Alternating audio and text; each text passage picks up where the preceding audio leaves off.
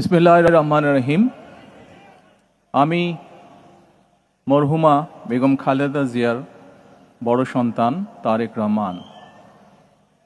আমি আজকে এখানে উপস্থিত সকল ভাইয়েরা এবং বোনেরা যারা উপস্থিত আছেন, মরহুমা বেগম খালেদা জিয়া জীবিত থাকাকালীন অবস্থায় যদি আপনাদের কারো কাছ থেকে কোনো ঋণ নিয়ে থাকেন, দয়া করে আমার সাথে যোগাযোগ করবেন, আমি সেটি পরিশোধের ব্যবস্থা করব ইনশাআল্লাহ।